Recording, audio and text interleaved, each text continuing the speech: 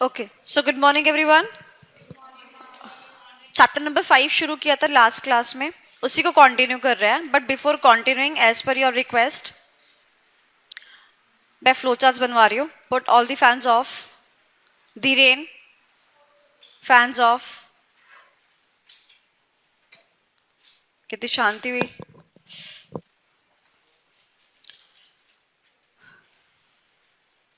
So we are gonna make the flow charts for chapter number 5 so that it is easier for you to understand about the chapter.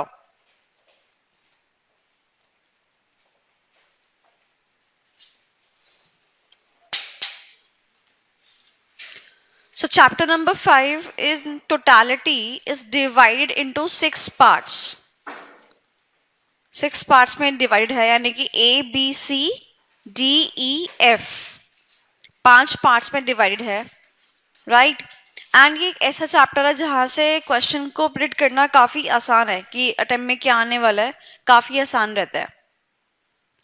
Be quick. सबसे पहले बात करते हैं part A की। Part A की। So part A is about the introduction. Part A is about the introduction. किस बात का इंट्रोडक्शन देता है पार्ट ए? कि बैंक्स जो होता है वो क्या काम करता है, बैंक्स में क्या कैसे सिनारियो रहता है, there is a overview. And second is products and services rendered by commercial banks। यानी कि यहां पर आरबीआई को इंक्लूड नहीं किया है। हमने ये दोनों टॉपिक नहीं पढ़े हैं। Part B is in relation to the CBS, जो कि अपन ने शुरू किया था। Part B is in relation to CBS, जो कि अपन ने शुरू किया था, जो कि सबसे लेंथीएस्ट पार्ट है। मेरी बुक में इसको 6 पार्ट्स में डिवाइड करके रखा है, तो मैं भी आपके लिए इसको 6 पार्ट्स में डिवाइड करती हूँ। आप लोग अपने नोट्स में भी देख सकते हो। ये देखो पेज नंबर 4 के अंदर ये आपको दे रखा है। This is flow chart number B. About the CBS, examples of CBS, key modules, key aspects, core features and components, functions of branch। core feature अलग है, components अलग है, तो 7 एलिमेंट्स हमें पढ़ने हैं। बट मैंने core features और components को इकट्ठा ही लिखा हुआ है। एक्चुअली एग्जाम में एक ही क्वेश्चन आता है, या तो ये आएगा तो ये आएगा, अपने लिए लिखा हुआ है। ठीक है, बात समझ आई? Okay, so part number A deals with the introduction of the chapter, introduction of the banks, what they do provide, and part number B is in relation to CBS. What is CBS? CBS stands for Core Banking System या Core Banking Solution. Okay, अपन ने यही चालू किया था ना last class में, right? About कर लिया था, एग्जाम्पल्स कर लिए थे। एग्जाम्पल सीबीएस के कितने एग्जाम्पल्स हैं? बहुत सारे। बट अपने को कितने पढ़ने हैं? 5। कौन कौन से थे वैसे बता सकते हो? Finacle, फिन1, flex cube, banks, बैंकमेट। ठीक है, उसके बाद आता है की मॉड्यूल्स। कितने की मॉड्यूल्स हैं? 4 + 1 + 3। 4 कौन कौन से? फ्रंट एंड या बैक एंड? और उसके बाद एक क्या है? Central server. और फिर क्या है? Front end. फ्रंट एंड पे 3 है। क्या इतने ही मॉड्यूल्स हैं? क्या बोला वर्ड? Key modules. मॉड्यूल्स आने departments in the bank. Is that clear? Now we to cover the rest of the elements. अब मैं आपसे ये पूछ रही हूं कि आप मुझे ये बताओ, क्या मैं पूरे का पूरे फ्लो चार्ट्स अभी बनवा दूं या आप पढ़ते पढ़ते आगे ग्रेजुअली बनाएंगे? अभी बनवा दूं? चलो, सो पार्ट नंबर बी का यहां से कॉपी कर लीजिए फटाफट। पार्ट नंबर बी का यहां से कॉपी कर लीजिए फटाफट। एक नोटिंग करनी है? ओके।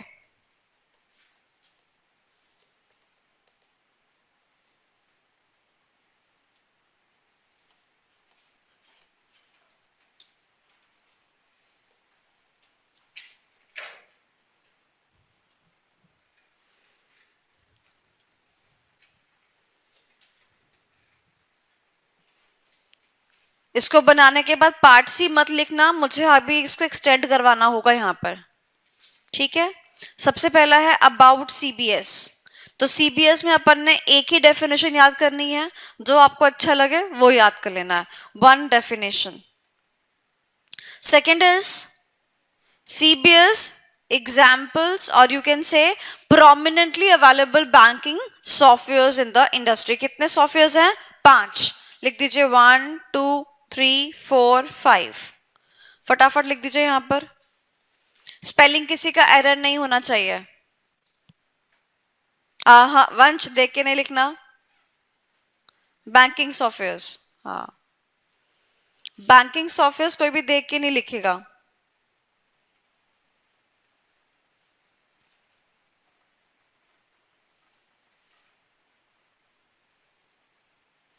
डन। उसके बाद आ जाइए की मॉड्यूल्स। कितने मॉड्यूल्स हैं? बेसिकली 3 देखा जाए तो, back and, front end and central server. Back and के 1 2 3 4, फ्रंट एंड के 1 2 3। फटाफट लिख दीजिए।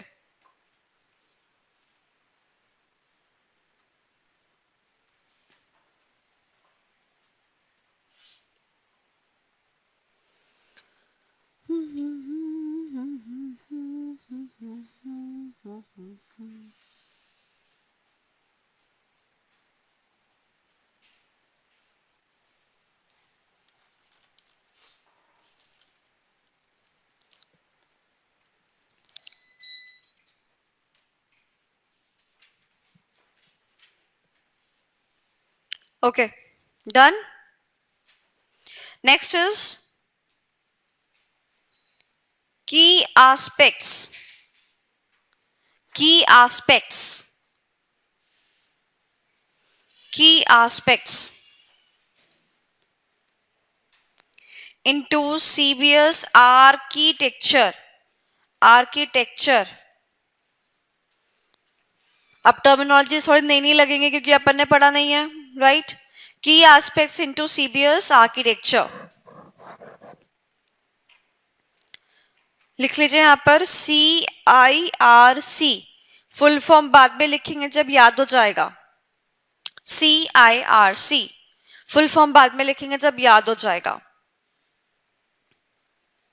उसके बाद फीचर्स और कंपोनेंट्स। फीचर्स और कंपोनेंट्स। फिर उसके बाद functions of branch. Mnemonic is rice, चावल।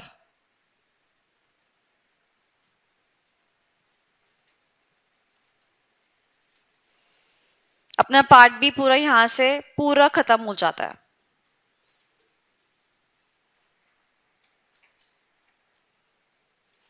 ये वाला एसी चल नहीं रहा क्या? हाँ, अच्छा, लाइट चली गई।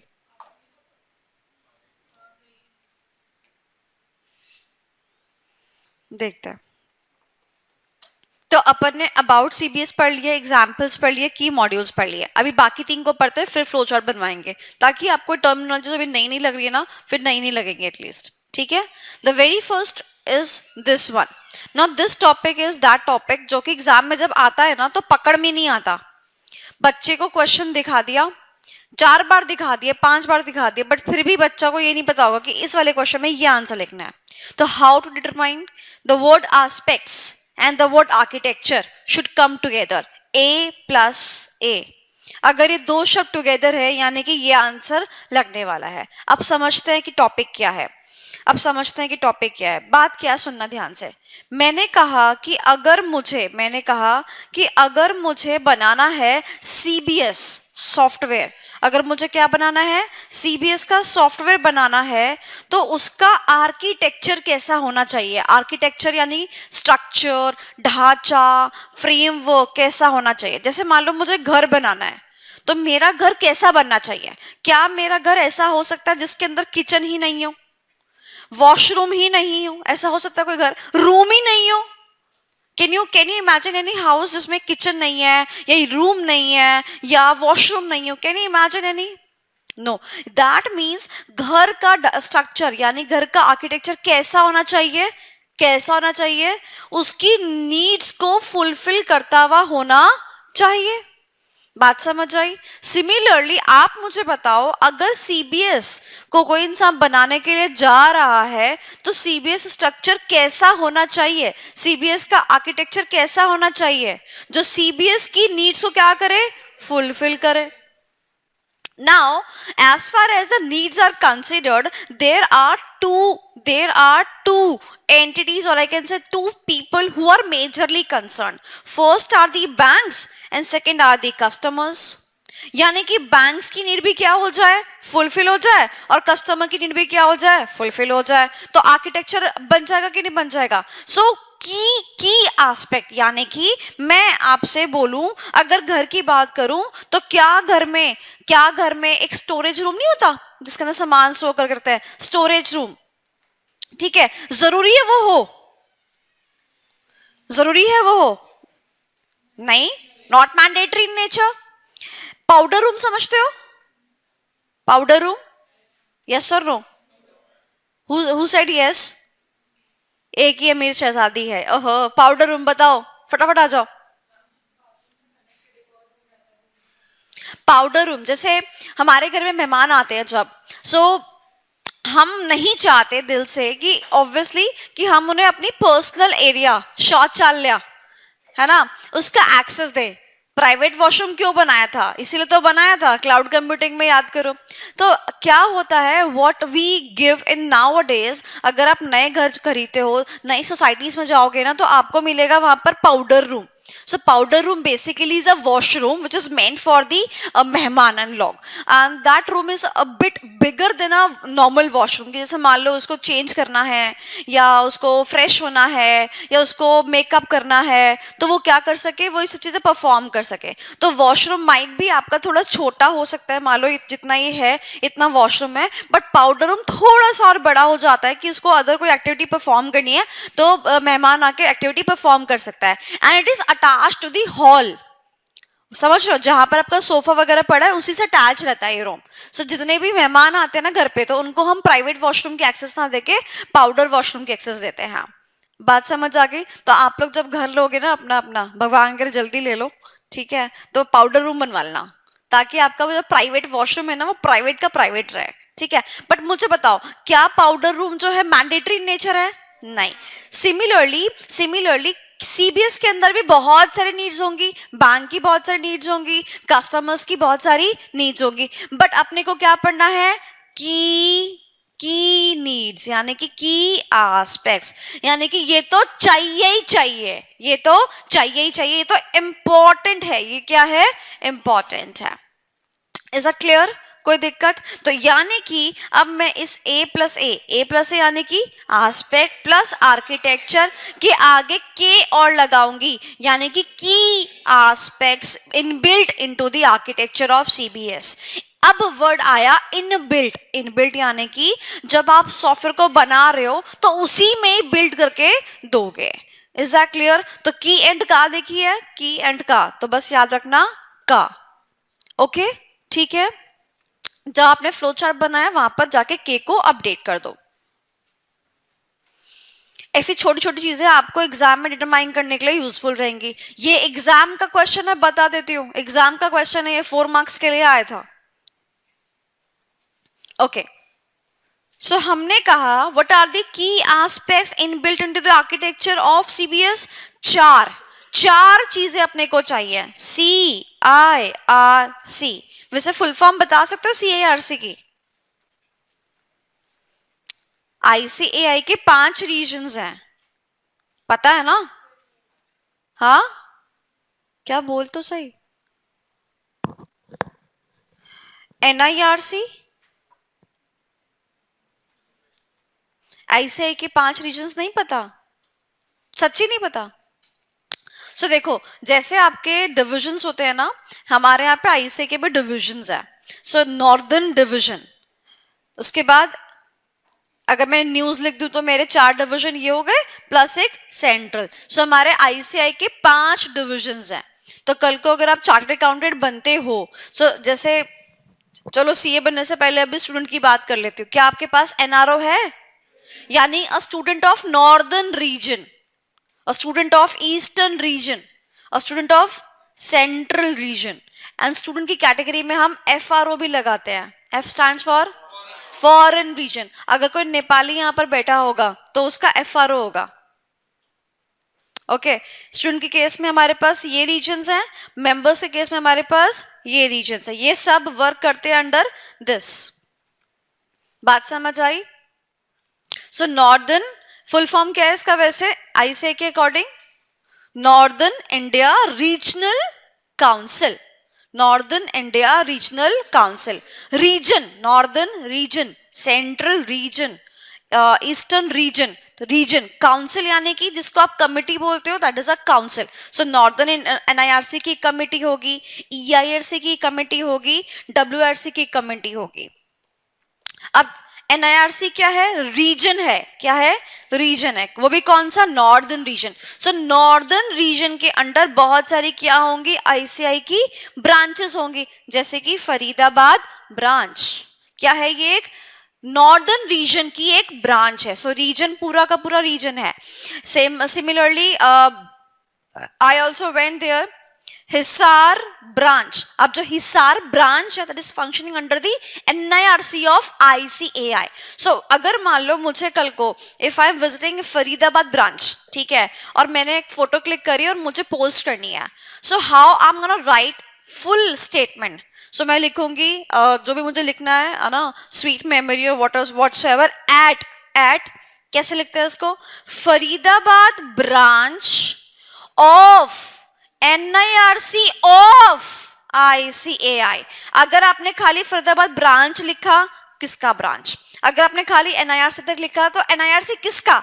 आईसीएआई का भी है, आईसीडब्ल्यूएआई का भी है, आईसीएसआई का भी है, तो किसका? इसीलिए हमेशा हम कैसे लिखते हैं? पूरा लिखते हैं। जैसा आपका नाम हमेशा पूरा लिखो, क्योंकि सोनाली कोई से भी हो सकती है। तो सिमिलरली जब भी आप कहीं जाते हो, पोस्ट वगैरह करते हो, लिंक्डइन पे बेसिकली आप जब पोस्ट करते हो तो पूरा पूरा लिखा करो।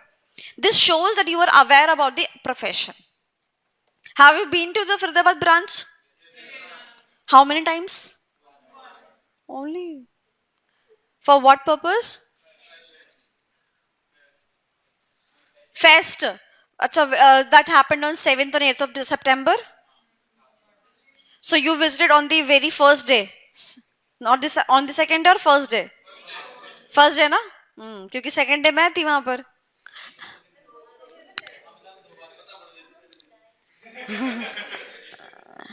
So I was there in the evening. जब भी बोर्ड ऑफ स्टडीज के चेयरमैन आए थे ना, उसी पॉइंट पे मैं आई थी। बोर्ड ऑफ स्टडीज के चेयरमैन आते हुए देखा था। अब ये कौन है? जब वो आए थे और उनका स्वागत हुआ था, थाली लेके आरती हुई थी, जब याद है? मैं तो सितंबर की शुरू से बात कर रही हूँ। अच्छा, तो अब ये वाली बात तो पहले ही बोल देनी चाहिए थी। तुमने तो बहुत लेट बोली ये वाली बात। अब दोबारा जाओगे? क्यों?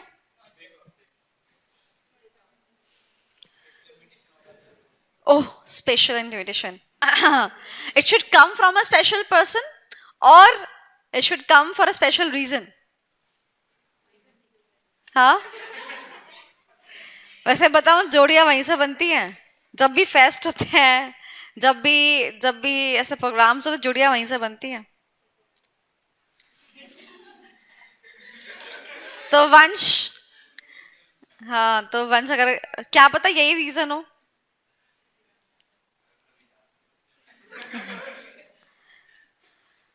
जो ऑलरेडी कमिटेड है वो ना जाए फिर। So you people never performed even anywhere. Try. अच्छा, आप लोग आर्टिकल भी नहीं देते होंगे फिर तो न्यूज़लेटर में? पता भी है न्यूज़लेटर के बारे में? पैसे दिए थे ना आपने उसके? रजिस्ट्रेशन कराते वक्त न्यूज़लेटर के पैसे दिए होंगे। आज जाके देखना। चलो, सो आप लोग अगर चाहते हो कि आपका नाम आईसीआई के पन्नों पर आए, सो आप आर्टिकल लिख सकते हो। जैसे आप टैक्स के बारे में बहुत कुछ पढ़ते हो, अकाउंट्स के बारे में बहुत कुछ पढ़ते हो, इवन मेरे सब्जेक्ट के बारे में भी बहुत कुछ पढ़ते हो, नहीं? सो मान लो आपको क्लाउड कंप्यूटिंग बहुत अच्छे से समझ में आया, सो आप क्या कर सकते हो, एक आर्टिकल लिख सकते हो अबाउट द क्लाउड कंप्यूटिंग।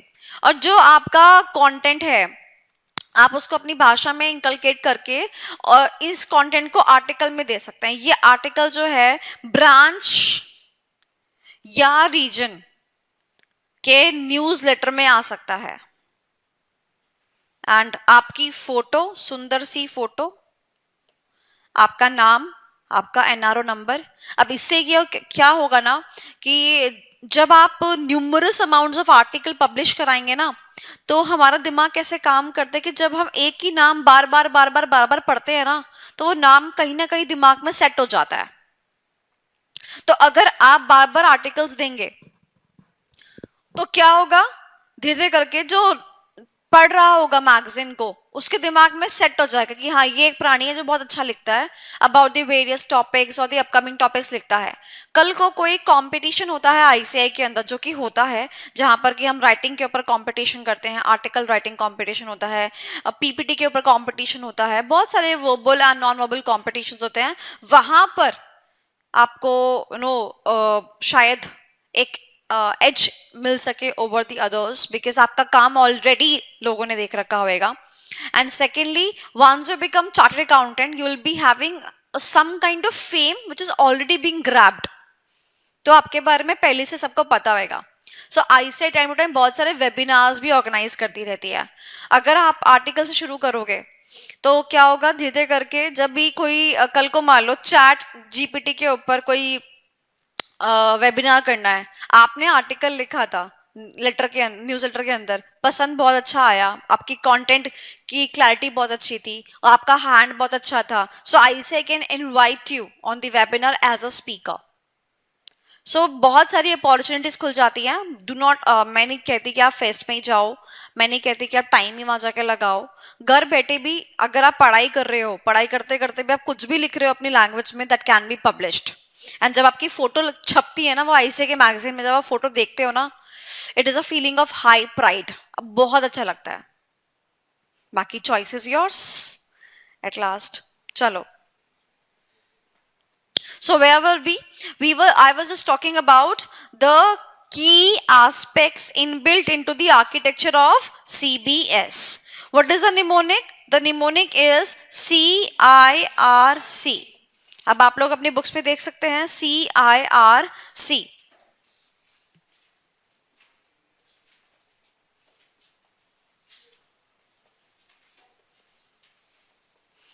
देखिए,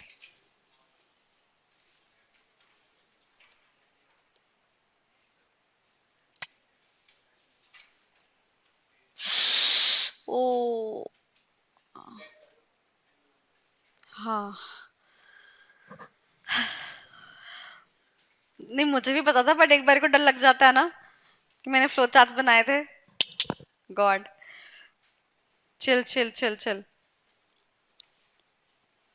सो आई तो ये हो गया, सी ये हो गया, आर ये हो गया और सी वापस से ये हो गया। सो दोबारा लिख देती हूँ मैं यहाँ पर, आई सी सी, तो CIRC। ठीक है, चलो पढ़े। सबसे पहले regulatory compliance, compliance to understand. तो मैं एक सॉफ्टवेयर बना दूं जो कि मेरे ऊपर, यानी कि बैंकिंग इंडस्ट्री के ऊपर जो लॉज रेगुलेशंस लगते हैं वो उसको जो है कंप्लाई नहीं करता, तो सॉफ्टवेयर चल जाएगा? नहीं, चला लो। बैंक के ऊपर क्या क्या लग सकता है? बैंकिंग रेगुलेशन एक्ट लग सकता है, नेगोशिएबल इंस्ट्रूमेंट एक्ट लग सकता है, लग सकता है। मैं नहीं मान रही, हो जाएगा ये? नहीं ना। सो क्या मुझे ऐसा सॉफ्टवेयर बनाना पड़ेगा जो कि वेरियस कंप्लायंसेस को ध्यान में रख के बनाया जाएगा? Definitely yes. So C stands for compliances. Now next is customer service. Customer को जो भी चाहिए, कस्टमर आया मेरे मेरे बैंक पे, वो कहता है मुझे बैंक अकाउंट ओपन करना है. मैंने कहा अरे शिट, मेरे सॉफ्टवेयर में तो ये ऑप्शन ही नहीं है कि मैं बैंक अकाउंट ओपन कर लूं. चलेगा नहीं. तो कस्टमर जो भी सर्विस चाहता है वो सर्विस प्रदान करने वाला सॉफ्टवेयर होना चाहिए. यानी कि कस्टमर सर्विस यानी कि customer centric. Customer service customer centric. You understand? Customer centric यानी कि द हाँ, कस्टमर पे फोकस करता हुआ सॉफ्टवेयर होना चाहिए. ये वाला एमसीक्यू के लिए मार्क कर लीजिए. सेंट्रिक, कभी कभी वो सर्विसेज की जगह सेंट्रिक वर्ड यूज करके एमसीक्यू बना के दे देता है. ओके अब बैंक वाला क्या चाहता है? बैंक वाला चाहता है इंफॉर्मेशन का फ्लो. अगर कोटक बैंक ब्रांच ए से ब्रांच बी पे इंफॉर्मेशन फ्लो ही ना करा पाए तो ये सॉफ्टवेयर किसी काम का है नहीं. So there has to be a information flow. अगर आपके पास एक मोबाइल फोन हो और आप उसी मोबाइल फोन से, जैसे इसने पास वंश का फोन आ गया, इसी मोबाइल फोन से ये कॉलिंग का फंक्शन ना उठा पाए, ले ही ना पाए, तो कोई मोबाइल फोन का यूज है नहीं. ये सॉफ्टवेयर हमने क्यों बनाया? ताकि इंटरकनेक्टिविटी भी हो सके, बैंक्स आपस में इंटरलिंक हो सके. बट अगर मुझे वही फ्लो नहीं मिल पा रहा है even within the bank और even the outside the bank, तो वो सॉफ्टवेयर क्या है? बेकार है. मैं मान लो बैंक में बैठी हूं और मैं लाइन में लगी, ठीक है, एग्जाम्पल पीओ जो है उससे मैं बात कर रही हूँ, वो कह रहा है कि मैम इसको ऐसे ऐसे कर लो, आप मैनेजर के कैबिन में चले जाओ, वो आपके लिए ऐसे ऐसे कर लेगा. अब मैनेजर के पास में जाती है, वो कहता है दिखाओ आपने पीओ को क्या क्या दिखाया था. क्यों? क्योंकि मेरे सॉफ्टवेयर में तो कुछ दिखाई नहीं देगा, क्योंकि हमारा सॉफ्टवेयर तो इंफॉर्मेशन फ्लो को इंफॉर्मेशन के फ्लो को वो अकोमोडेट ही नहीं करता है. सो क्या होगा? दिक्कत होगी कस्टमर को, हैप्पी नहीं होगा कस्टमर. सो अगर मान लो मैं बात करती हूँ विद इन द बैंक, तो ये इंफॉर्मेशन का फ्लो भी रहता है. And even outside the bank ये भी फ्लो रहता है. आउटसाइड द बैंक और एग्जांपल समझते, एटीएम, पैसे निकालते एसबीआई से, भले ही मेरा अकाउंट कोटक के अंदर हो, डेबिट होता है कि नहीं होता है. यानी कि there has to be the information flow even within the bank और even outside the bank. Or say resource optimization. Resources you understand. So bank के भी जो रिसोर्स है वो क्या होने चाहिए? ढंग से इस्तेमाल होने चाहिए. जैसे कि improved asset reusability. So can you tell me for a bank what are the assets? For a bank what are the various assets? Not सच्ची वाले assets. हाँ, थोड़ा ऊंचा. Okay, systems, computers, networks, devices. Okay, और softwares. सब चीज क्या है? असेट्स हैं, whether tangible in nature whether intangible in nature. So मैंने बोला मान लो कि मैं एक सॉफ्टवेयर खरीद के लाई या मैं एक चलो सिस्टम खरीद के लाई, हाँ, तो मुझे क्या इंश्योर करना चाहिए कि इस सिस्टम को मैं हर साल इस्तेमाल कर सकूं, या ये इंश्योर करना चाहिए कि नहीं नहीं इस साल इस्तेमाल हो गया अगले साल स्क्रैप में डाल दूं. अब मान लो मैंने, सोचना ध्यान से, मैं एक सिस्टम लेके आई, मैंने उसके अंदर सीबीएस का सॉफ्टवेयर इंस्टॉल किया, ठीक है. अब सीबीएस के सॉफ्टवेयर की फंक्शनलिटी पता है क्या है? अगर एक बार इस डिवाइस के अंदर मेरा सॉफ्टवेयर डाल दिया ना, तो ये डिवाइस में मेरा ही सॉफ्टवेयर चलेगा, कोई और सॉफ्टवेयर नहीं चलेगा, कभी भी नहीं चलेगा जिंदगी भर. बताओ डिवाइस ब्लॉक हो गई कि नहीं हो गई? बात समझ आई? तो ये इसकी बात कर रहा है. Okay, next is faster processing, increased accuracy. ये नॉर्मल पॉइंट्स थे, बट ये वाला पॉइंट ज्यादा बड़ा और ज्यादा इंपॉर्टेंट पॉइंट है. So what are the key aspects inbuilt into the architecture? CIRC. C से कंप्लायंस.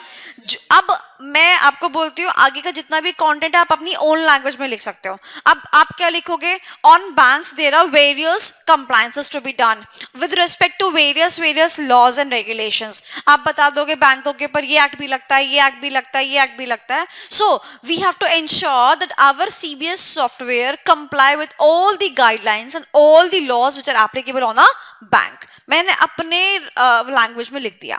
उसके बाद CI से information flow. There has to be the information flow within the bank and even outside the bank. किसकी सहूलियत के लिए? For the सहूलियत of bank as well as the customer. CIR यानी रिसोर्स ऑप्टिमाइजेशन, हमें हर एक रिसोर्स को अच्छे से इस्तेमाल करना है। से फॉर एग्जांपल हमारे पास होनी चाहिए हमेशा असेट की रीयूजेबिलिटी। एग्जांपल में पूरा जो मैंने आपको एग्जांपल दिया, ये एग्जांपल आप एग्जैक्ट छाप सकते हो कि हमारे पास एक डिवाइस है, अगर हम उसके अंदर CBS का सॉफ्टवेयर इंस्टॉल करते हैं, it should not be there कि वो सॉफ्टवेयर उसी के लिए, वो डिवाइस उसी के लिए ही सिर्फ समर्पित हो। एक ऐसा सॉफ्टवेयर जो कि डिवाइस की रीयूजेबिलिटी पे फोकस करता है, वो एक अच्छा सॉफ्टवेयर माना जाता है। CIRC. C stands for customer service. That means your CBS software has to be customer centric. जो customer चाहता है opening a bank account, transaction of any type, वो cater करवाना चाहिए by the software. Is that clear? Giving you 1 minute revise.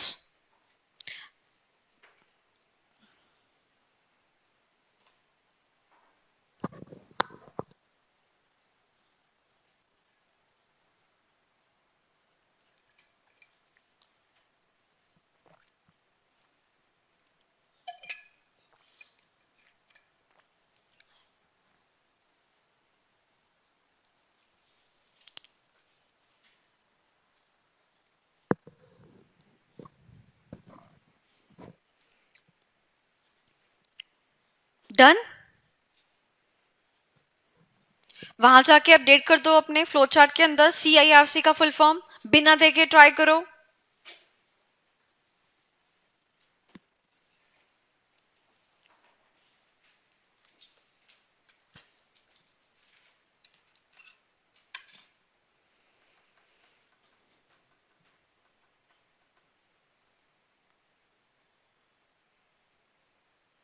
इस बारी Friday की छुट्टी है,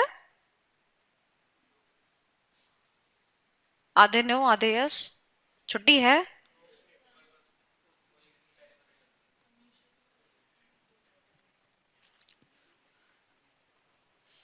मैं सोच रही थी एक्स्ट्रा क्लास लेने की, नहीं है, ठीक है। तुम लोग इतना डरते क्यों एक्स्ट्रा क्लास के नाम पे? इतनी मुश्किल से छुट्टी मिलती है, लास्ट क्लास में क्यों नहीं आई?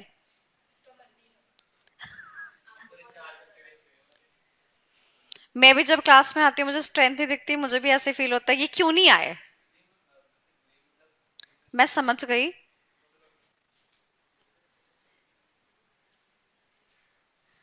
ठीक है, ओके। सो आप लोगों ने अपने फ्लो चार्ट्स में अपडेट कर दिया। CIRC with me together, C बोलो तो, अरे पहले कंप्लायंस, पहला law compliance, okay. CII stands for information flow, और उसके बाद R स्टैंड्स फॉर, और C stands for Sachin, sorry Sachin's friend, what's your name? हाँ डबल ए आयुष। आयुष आंखें बंद करियो, चारों पॉइंट सुनाइयो, ठीक है।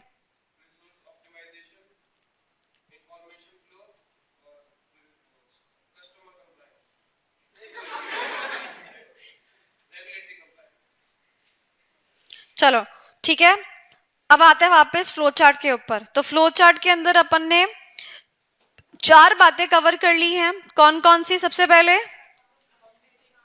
पहले अबाउट CBS के एग्जाम्पल कितने थे? 5। मॉड्यूल्स कितने थे? 7। एस्पेक्ट्स कितने थे? 4।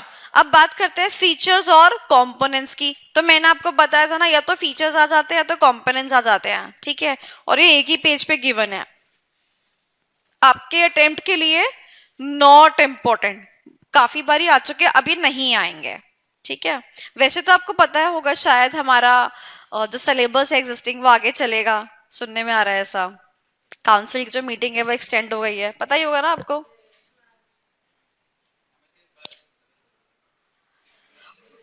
और वो जो न्यू सिलेबस आने वाला है वो अटका क्यों है ये पता है? वो अटका इसीलिए है because of the parallel attempt scheme. So as per the new syllabus schema, it was been written by the ISI कि हम लोग क्या करेंगे, parallel नहीं रन करने वाले, एग्जिस्टिंग सिलेबस को और न्यू सिलेबस को नहीं करने वाले। बट इससे पहले इवन आईटीएसएम जब था, फिर ईआईएसएम आया, अप्रोक्सीमेटली 6 अटेम्प्ट तो मुझे याद है। मैंने कैसे बच्चों को बाइफरकेट करके पढ़ाया है ना, आईटीएसएम का बैच अलग, ईएसएसएम का बैच अलग, मुझे पता है मैंने कैसे बाइफरकेशन करी है। ठीक है, तो 6 अटेम्प्ट तो मुझे याद है, तो कम से कम इनको भी 3 अटेम्प्ट देने ही चाहिए थे पैरेलल। नेक्स्ट इज जो बच्चा पढ़ रहा है, चाहे इंटरमीडिएट का हो चाहे फाइनल्स का हो, सो उसके पास में एक फोर्स्ड जो है ना, वहां पर फोर्स इंक्लाइनेशन हो रही है टुवर्ड्स द न्यू सिलेबस, कि आपको न्यू में ही कन्वर्ट करना पड़ेगा जिस दिन से स्कीमा आएगी।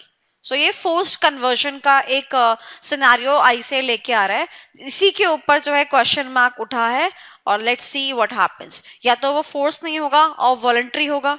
वॉलंटरी का मतलब है पैरेलल अटेम्प्ट्स जाएंगे जाएंगे, चाहे एक ही क्यों ना हो।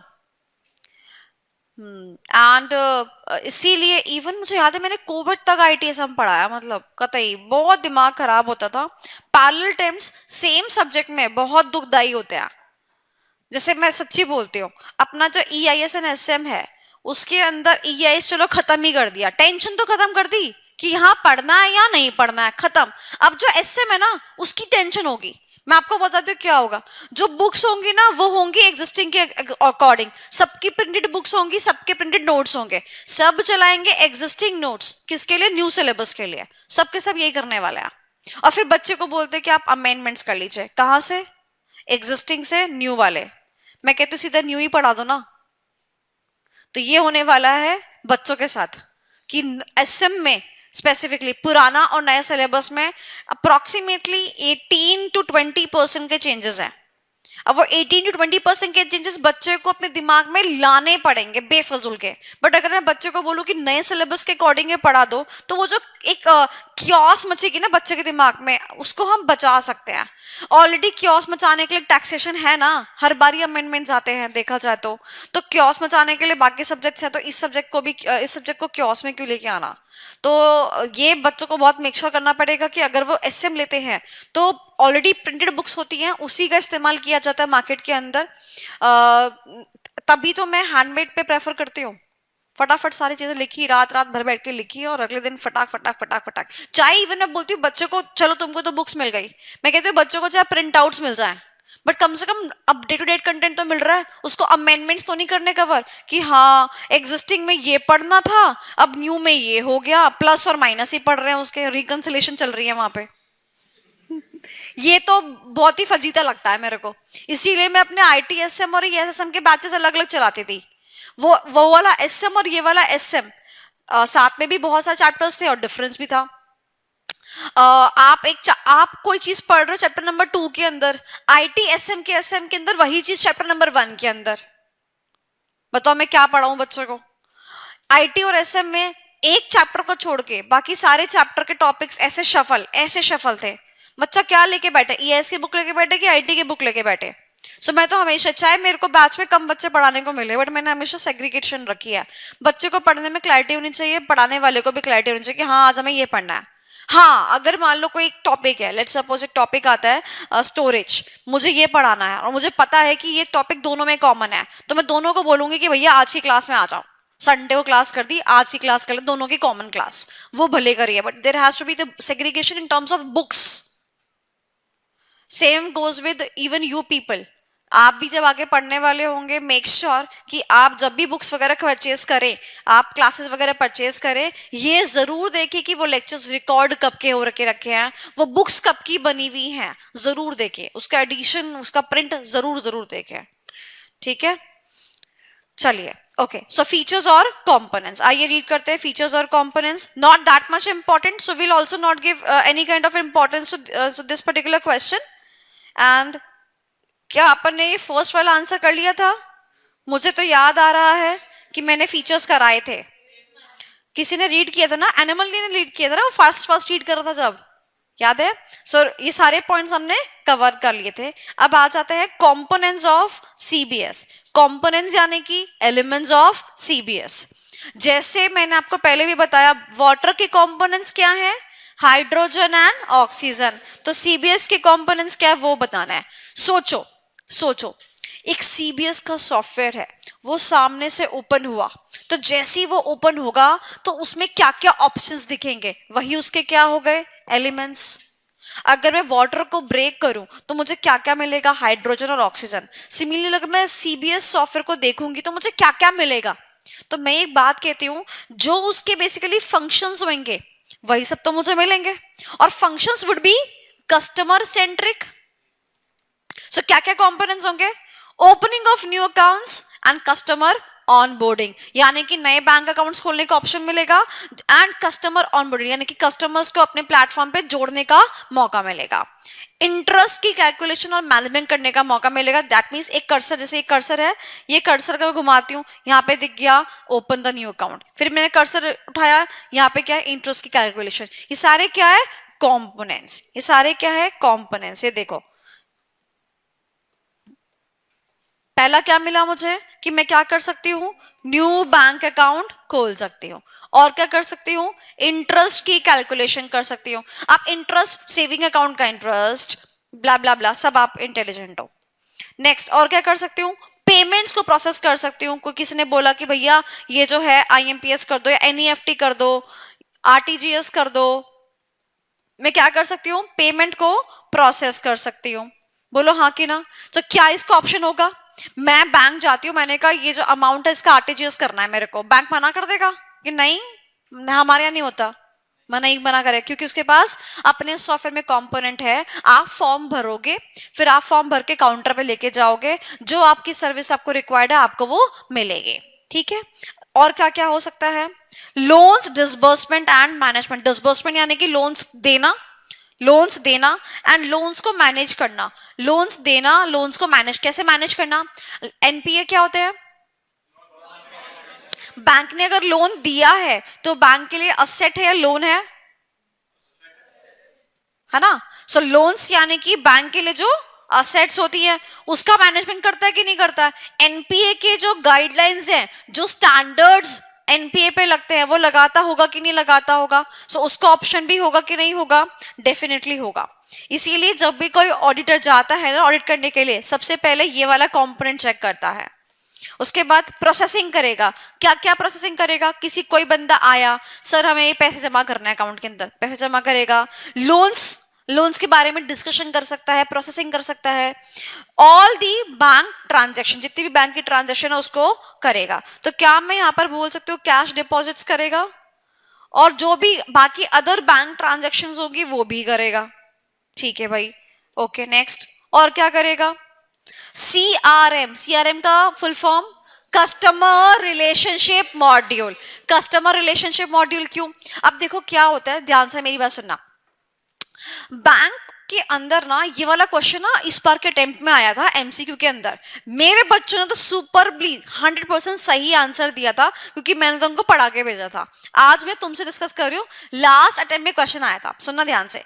मैं हूं बेटा, ठीक है, और मैं जो हूं अप्रोक्सीमेटली, ठीक है समझना, डील करती हूँ विद द इंडस्ट्री, जहां पर मुझे पर डे का 10 to 15 lakhs का आवन जावन लगा रहता है। ठीक है, मान लो मैं एक ज्वेलरी शॉप रन करती हूँ, ठीक है, नॉमिनल सा अमाउंट रखा है मैंने उसके वजह से, उसके हिसाब से। तो मुझे बताओ, मान लो मुझे पता है कि कस्टमर कैश में पे करके जा सकता है, कस्टमर ऑनलाइन पेमेंट भी कर सकता है, but still there would be the probability कि हमारे पास पैसा रहे at the end of the day. अब सोचो, मान लो मैं एक ज्वेलरी शॉप चलाती हूँ और मैं हर रोज बैंक के पास जा रही हूँ, ये लो ये पैसे जमा कर दो मेरे अकाउंट के अंदर। ठीक है, तो आपको नहीं लगता कि मेरे जैसे बड़े बाप के औलाद को ज्यादा सर्विस मिलनी चाहिए? क्या बैंक को नहीं दिख रहा कि इस इंसान से मुझे हर दिन के 10 लाख रुपए आ रहे हैं? क्या बैंक को मुझे एक्स्ट्रा सर्विस नहीं देनी चाहिए? देनी चाहिए। अगर बैंक मेरे जैसे कस्टमर को लूज करता है तो क्या वो अपना लॉस नहीं करेगा? करेगा। इसीलिए बैंक मेरे को एक्स्ट्रा सर्विस देगा। और पता है मैं बैंक के लिए कौन सी कस्टमर हूं? पता है मैं बैंक के लिए हूं HNI customer. HNI customer, H यानी हाई, H यानी हाई, N यानी नेटवर्थ, N यानी नेटवर्थ, और I यानी इंडिविजुअल। मैं बैंक के लिए क्या हूं? हाई नेटवर्थ इंडिविजुअल, यानी कि बड़े बाप की औलाद हूं मैं। अगर मैं बड़े बाप की औलाद होंगी तो मुझे क्या मिलेंगी? बड़ी बड़ी सर्विस मिलेंगी, वो भी घर बैठे।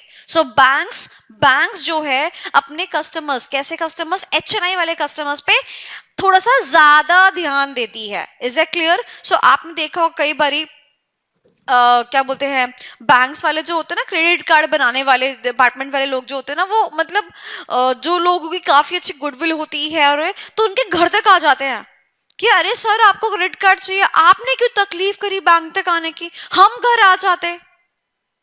मैंने जब अपनी ट्रांजैक्शंस को आगे करना शुरू करा, मेरे को बैंक जाने की जरूरत नहीं पड़ती है। मेरे को सारी सर्विस घर बैठे अवेलेबल है। मैं चाहूं हर चीज घर बैठे अवेलेबल है, जो मैं चाहूं वो हो सकता है अगर मैं चाहूं तो। ये क्या है? High net worth individual. इसी का कुछ आपको तो पता होगा ना कि MCQ का जो क्वेश्चन पेपर होता है वो अपने को मिलता नहीं है ना, बट हम स्टूडेंट्स जो हमें बताते हैं वही मैं आपको बता सकती हूँ। तो स्टूडेंट्स ने मुझे बताया था, HNI की फुल फॉर्म आई थी, ठीक है। और देखते हैं अपने नोट्स के अंदर, अगर बैंक ये सर्विस प्रोवाइड करता है तो हमारे पास ना अदर सर्विस के अंदर, ये देखो अदर सर्विस के अंदर लिखा है ना, पॉइंट नंबर 3 क्या लिखा है? हाई नेटवर्थ इंडिविजुअल को सर्विसेज देता है। हाई नेटवर्थ इंडिविजुअल को सर्विसेज, मेरे नोट्स में ये पॉइंट मेंशन था, इसीलिए मेरे बच्चे, और जो मैंने कुछ टेलीग्राम ग्रुप्स वगैरह सर्च करे थे, और कि जैसे टेलीग्राम ग्रुप पे तो हर वो बच्चा होगा ना जो मुझसे नहीं भी पढ़ा है, तो they were asking with each other, यार वो HNI क्या था, यार वो HNI क्या था, कहाँ से क्वेश्चन उठ के आ गया, कहाँ से? क्योंकि HNI मतलब आपको कुछ भी नहीं पता चल रहा, वो सिर्फ एग्जाम में क्वेश्चन दिया HNI का फुल फॉर्म क्या है, आपको ये भी नहीं समझ में आ रहा कि चैप्टर कौन सा है, क्योंकि कोई हिंट नहीं है यहाँ पर। बट मेरा बच्चा टिक मार्क लगा के आया हाई नेटवर्थ इंडिविजुअल के ऊपर एकदम श्योर शॉट हो गए, क्योंकि उसने पढ़ा था कॉपी के अंदर। ये नोट्स इतने अच्छे हैं, और मैं ये बोलूंगी कि पढ़ाने का मेरा पैटर्न ऐसा है कि आपको पहले से पता होगा बहुत सारी चीजें पेपर देख के कि हाँ क्या आने वाला है, क्या आप एक्सपेक्ट कर सकते हो। तो मेरे बच्चों का 1 नंबर तो पक्का, वो भी कैसा? श्योर शॉट वाला। बच्चा कह रहा मैम 1 ही नंबर तो पक्का हुआ, बेटा उससे पूछो जिसके 39 मार्क्स रह जाते हैं। चलो आ जाओ। I was talking about the CRM activities. तो क्या बैंक को अपने कस्टमर के साथ रिलेशनशिप नहीं बनाना होगा? बनाना होगा। कोई हो सकता है कोई हाई नेटवर्थ इंडिविजुअल हो, कोई और टाइप का इंडिविजुअल, कोई और सर्विसेज हो सकती हैं। Is that clear? तो क्या उसको वो निभानी पड़ेगी? डेफिनेटली निभानी पड़ेगी, यानी कि CRM एक्टिविटीज भी करनी पड़ेगी। CRM यानी कि कस्टमर रिलेशनशिप मैनेजमेंट। और क्या करना पड़ेगा? Setting the criteria for minimum balances. एक अकाउंट में कितना मिनिमम बैलेंस होगा उसका क्राइटेरिया सेट करना। क्यों? आपको पता है अगर आपकी सैलरी अकाउंट होती है तो उसका अलग मिनिमम बैलेंस होता है, अगर आपकी CC लिमिट है उसका अपना अलग बैलेंस होता है, हर एक का अपना अलग अलग मिनिमम बैलेंस होता है। तो जो आपने क्राइटेरिया बैंक में सेट किया वही क्राइटेरिया तो सॉफ्टवेयर में भी सेट करोगे, नहीं करोगे? तभी तो वो बताएगा।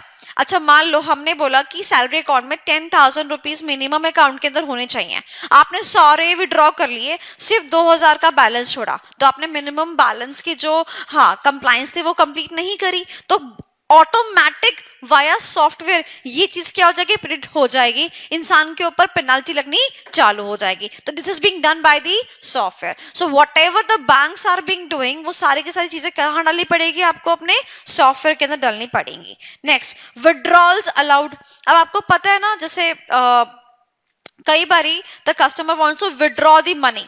अब सेविंग्स बैंक अकाउंट में तो आपको पता है there is no problem in it, right?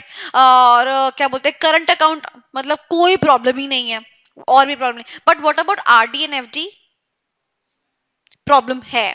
हर एक विड्रॉल के बारे में भी हमारे को अपने सॉफ्टवेयर के अंदर कंपोनेंट डालना पड़ेगा कि विड्रॉल्स किस किस के कैसे कैसे रहेंगे। और लास्ट, लिमिट्स यानी कि CC limits. You understand CC limit? CC limit समझते हो? जैसे बैंक्स, जैसे OD समझते हो? OD समझते हो? ओवरड्राफ्ट समझते हो? ओवरड्राफ्ट की फैसिलिटी तो नॉर्मली हर कस्टमर को मिल जाती है, बट CC की लिमिट जो होती है वो ना बिजनेसमैन को मिलती है। जैसे मान लो अब बिजनेसमैन जो है ना माल खरीद के लेके आता है, ठीक है, उसके बाद उस माल के ऊपर काम करता है, फिर आगे उसको बेचता है, ठीक है। तो मैं एक बात कहती हूँ, वो माल खरीद के लेके आया, उसके पैसे जो यहाँ पे ब्लॉक हो गए, उसके बाद उसने माल को बनाया, फिर उसके बाद वो क्या करेगा, वो सेल करेगा, ठीक है, उसके पास पैसे आ जाएंगे। अगर माल को वो बनाता लेट सपोज 1000 रुपीज में और सेल करता है 2000 रुपीज में, तो 1000 रुपीज का प्रॉफिट हो गया कि नहीं हो गया। बट अगर उसके पास में 1000 रुपीज ही नहीं हो, तो क्या वो 2000 रुपये कमा सकता है? वो नहीं कमा सकता। तो क्या होता है, ऐसे लोगों से हम ये बोलते हैं कि आप हमारे को जो है बैंक जो है वो बोलते हैं रिपोर्ट्स लाने के लिए बोलता है, जिससे कि बैंक जो होता है इनको सीसी लिमिट यानी कि कितना ये माइनस में बैंक से उठा सकते हैं। तो ये 1000 रुपीज बैंक इसको दे देगा, फिर ये प्रॉफिट कमाएगा और कमाने के बाद जो इसको रिटर्न कर देगा। तो लिमिट का मतलब क्या होता है, सुनना, जैसे क्या होता है लोन के अंदर, तो क्या होता है ना, आपने 5 लाख रुपए का लोन लिया, ठीक है, तो 5 लाख रुपए आपने बैंक से ले लिए उधारी के।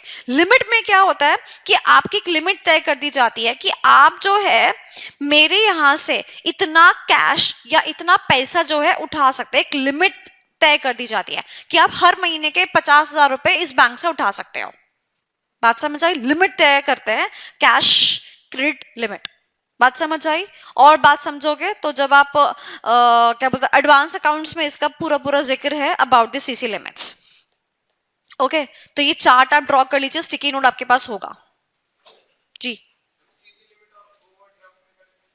मैंने बताया ना ओवरड्राफ्ट जो होता है हर एक इंसान को नॉर्मली मिल जाता है, बट सीसी लिमिट के लिए बैंक के पास जाना पड़ता है। जो रिपोर्ट्स वो चाहते हैं वो रिपोर्ट्स हमें सबमिट करनी पड़ती है, क्योंकि अब मान लो आप बिजनेसमैन हो ही नहीं, आप काम ही नहीं करते, आपको अपनी स्टॉक की रिपोर्ट देनी पड़ेगी। और इवन ये रिपोर्ट वन टाइम नहीं होती है बेटा, ये रिपोर्ट भी रिकरिंग इन नेचर होती है। ये रिपोर्ट आपको टाइम जब जब बैंक बोलेगी ना तब तब आपको ये रिपोर्ट लाके देनी पड़ती, क्योंकि हमें दिखाना पड़ेगा कि आपका धंधा अभी भी चालू है।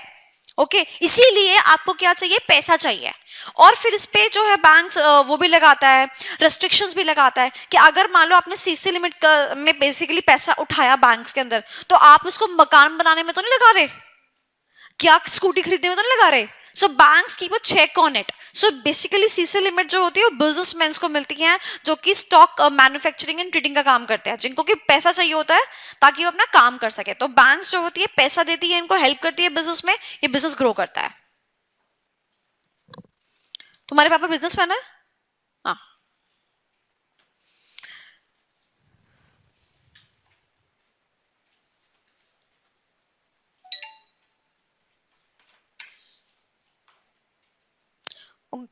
किस चीज का बिजनेस है उनका?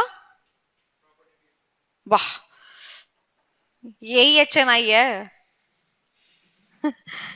मैं तो झूठ की HNI थी, ये तो सच्ची का HNI निकला।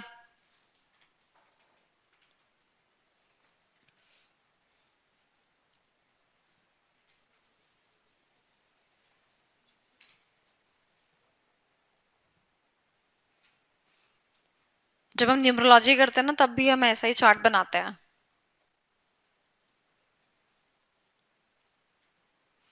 आज तो सबके पास होंगे स्टिकी नोट, डांट खाने के बाद भी कोई है? बताएंगे थोड़ी नहीं।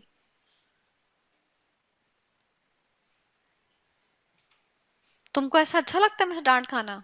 नहीं ना, बट लातों के बूथ तो भी मानते नहीं हो।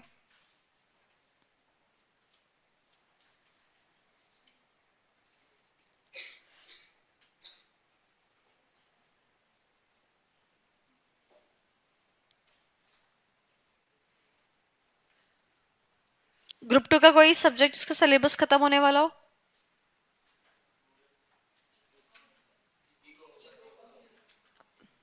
इको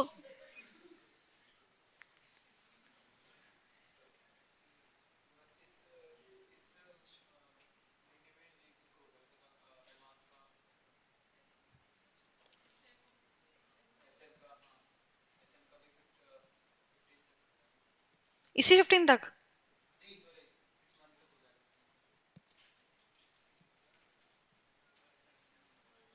SM की क्लास का टाइमिंग क्या रहता है और डेज कौन से रहते हैं? TTS timings same?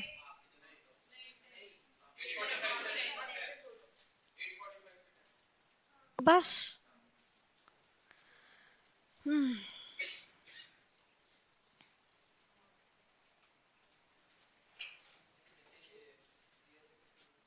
हाँ, मुझे भी नहीं पता।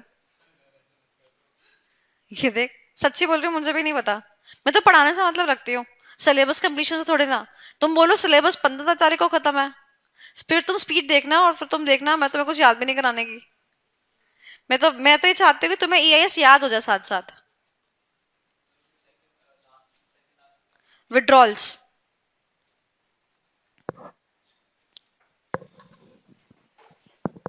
तुम बाकी सब्जेक्ट से कंपैरिजन में बताओ, EIS में ज्यादा याद करना पड़ता है ना?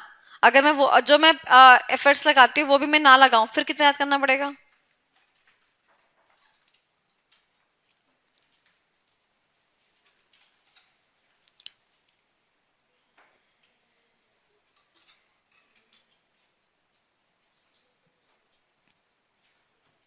चले आगे चले।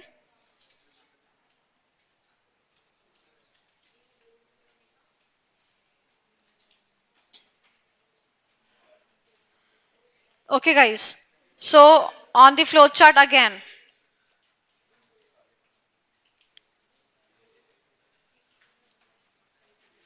Key features, components सब हो गए. Next is functions of the branch. अब देखो बात क्या है, बात ये है कि जो बैंक में बैठे हुए लोग हैं ना, इनके ऊपर ना एलिगेशंस लगाए गए।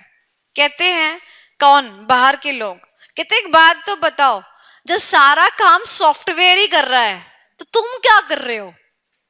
बात समझ आई? जब सारा काम सॉफ्टवेयर ही कर रहा है, इतने सारे काम देखिए, अभी हमने वो मैट्रिक्स सा जो बनाया, डायग्राम सा बनाया, वो सारे काम बैंक का सॉफ्टवेयर कर रहा है, तो तुम वहां बैठ के क्या कर रहे हो? यानी कि what are the functions of the branch. बात समझ आई? तो निमोनिक क्या है? वो कहते हैं कि हम वहां बैठ के चावल पकाते हैं। ठीक है, दिस इज अ निमोनिक। सच में मत सोचना कि चावल पक रही है। ओके, चलो।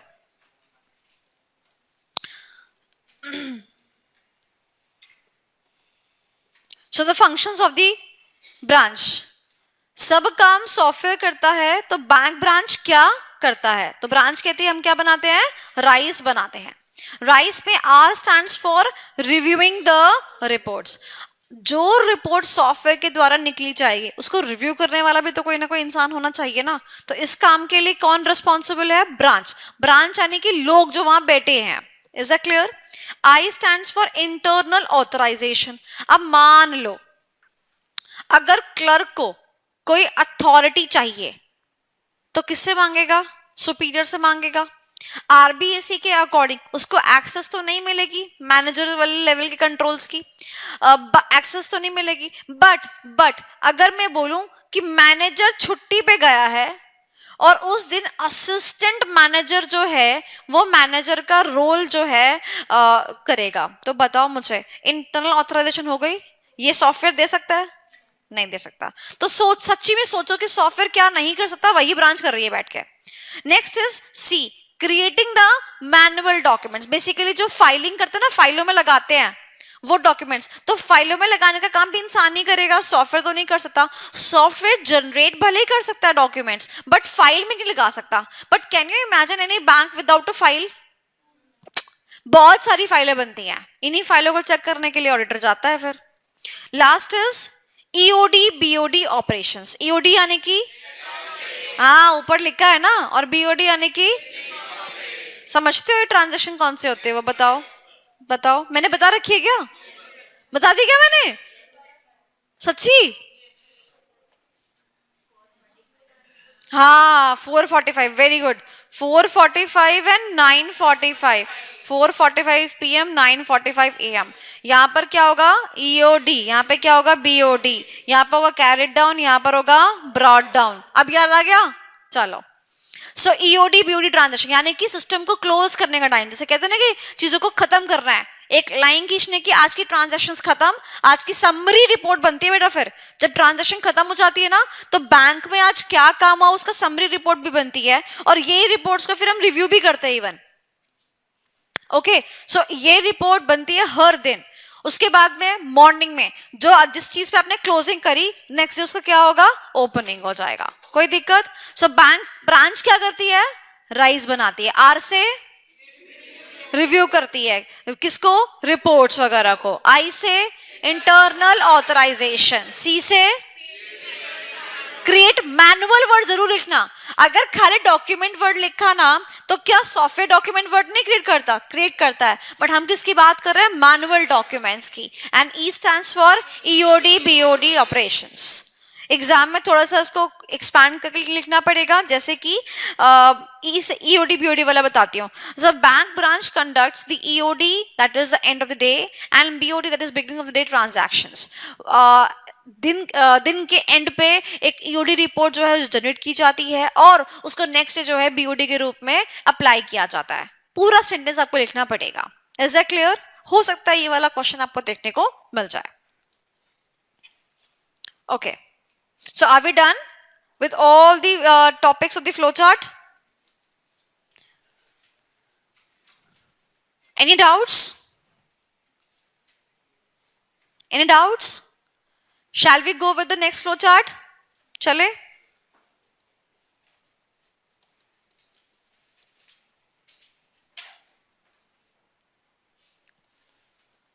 बंद कर दिया एसी? ठंड लग रही है क्या? ये इसको सबसे ज्यादा ठंड ला रही होगी।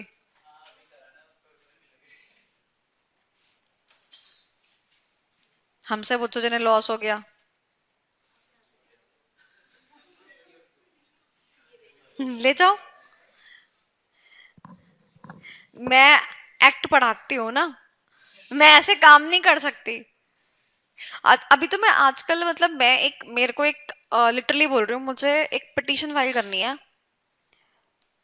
और मतलब मेरा कतई मन है कि जब मैं थोड़ी फ्री हो जाऊंगी ना, मतलब तब मैं इस चीज पे लगूंगी। जैसे तुमने याद करो जब एक बिग बाजार के ऊपर एक बंदा था जिसने कि वो पॉलिथीन जो यूज हम करते थे उसके रेस्पेक्ट में जो है केस जीता था, है ना, कि वो पॉलिथीन का चार्ज करते हैं अमाउंट 13 रुपए समथिंग, है ना। और जबकि बिग बाजार का खुद भी एडवर्टाइजमेंट था उसके ऊपर, तो उसको रेमिडियल डैमेजेस मिले थे। तो मेरे को भी ऐसे एक पिटीशन जरा फाइल करनी है। पता है किसके रेस्पेक्ट में फाइल करनी है?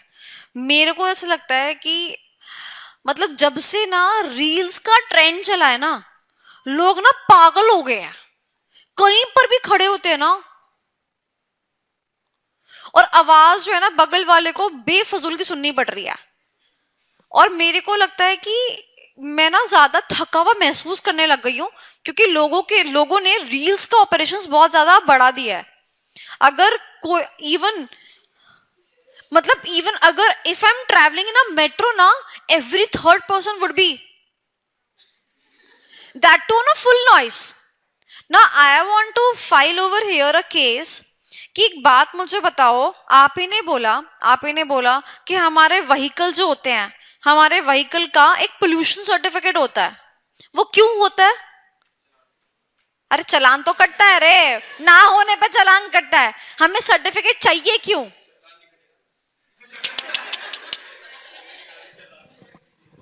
सो हमारे को ये पोल्यूशन सर्टिफिकेट इसलिए चाहिए होता ताकि ये इस बात को ऑथेंटिकेट कर सके कि हमारा व्हीकल नेचर को पोल्यूट नहीं कर रहा।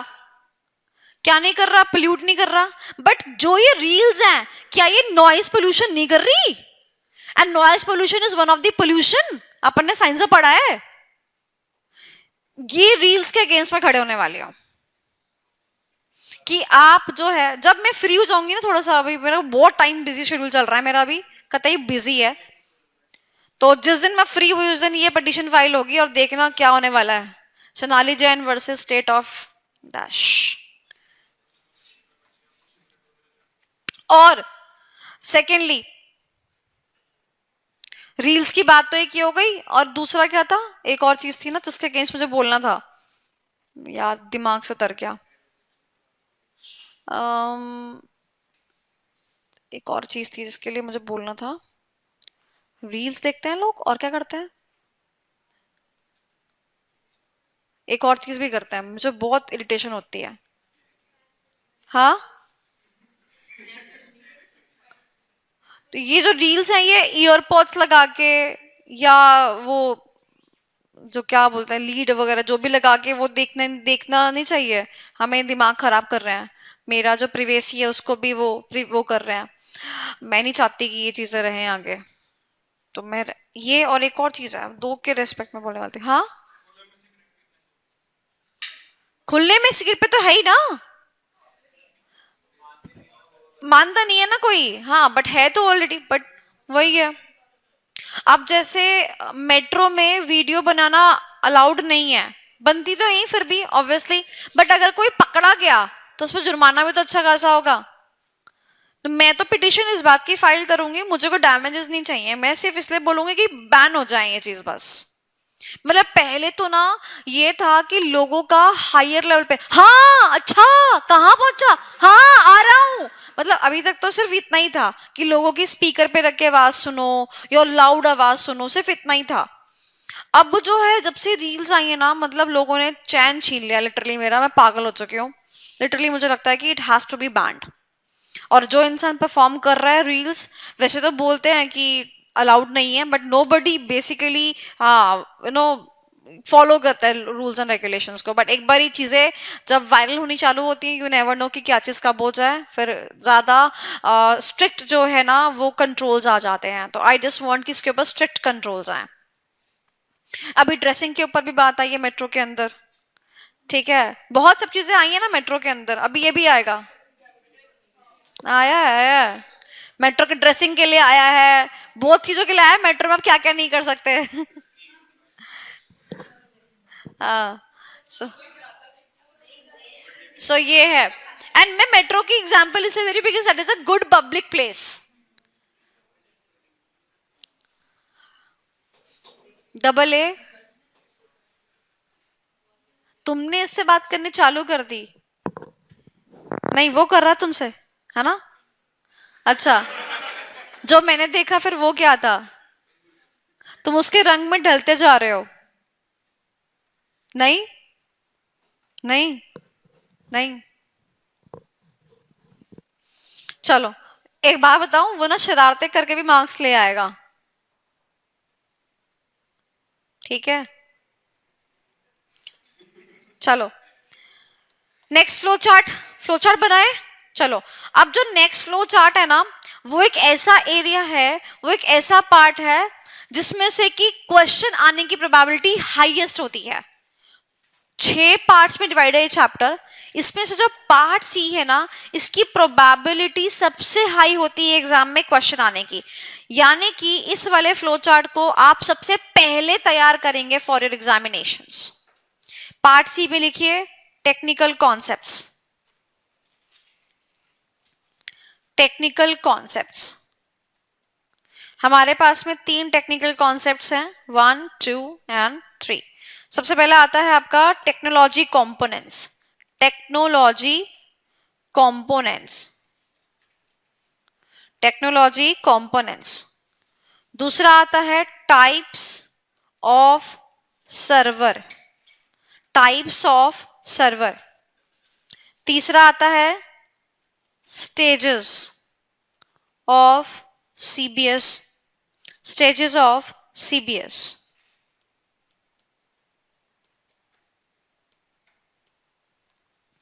सीबीएस की स्टेजेस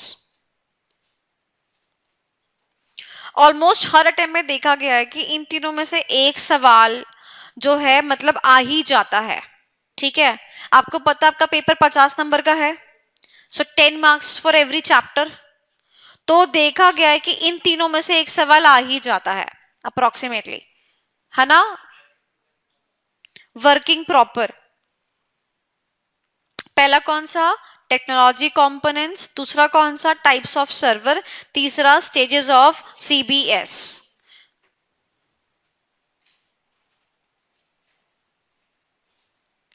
लास्ट अटेम्प्ट में इससे भी क्वेश्चन आया छुटकू सा, और टाइप्स ऑफ सर्वर से भी क्वेश्चन आया छुटकू सा।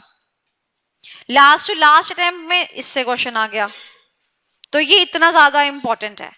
तो जब आप ये चैप्टर करेंगे तो बाकी सारी चीजें साइड में, पहले पार्ट नंबर सी को प्रिपेयर कर लेंगे, इससे कि आपकी शॉर्टी हो जाएगी कि आपने मोस्ट इंपॉर्टेंट जो फ्लो चार्ट था और उसमें मोस्ट इंपॉर्टेंट टॉपिक्स थे वो क्या कर लिए? कवर कर लिए, ठीक है? चलिए शुरू करें। बोलो हाँ के ना, मन तो तुम्हारा दिखता नहीं है कुछ करने का मुझे।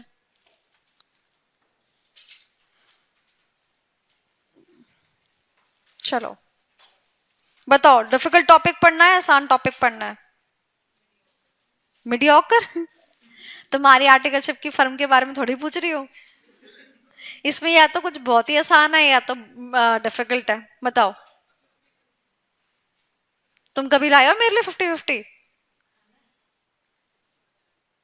खाना ही है। उसका जो नया वाला फ्लेवर है मुझे वो भी बहुत पसंद है, मस्का चस्का। मुझे फ्लेवर मतलब मेरे लिए नया फ्लेवर है ना। चलो अपन कर रहे हैं स्टेजेस ऑफ सीबीएस, जो कि बहुत ही आसान है।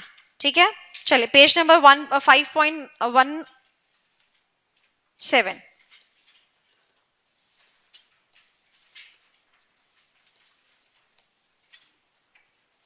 ओके,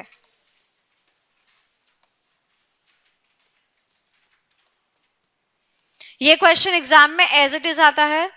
एज इट इज आपको लिखना है, as it is full marks, ना कुछ प्लस करना है ना कुछ माइनस करना है, कोई दिक्कत की बात नहीं है, बिल्कुल एज इट इज।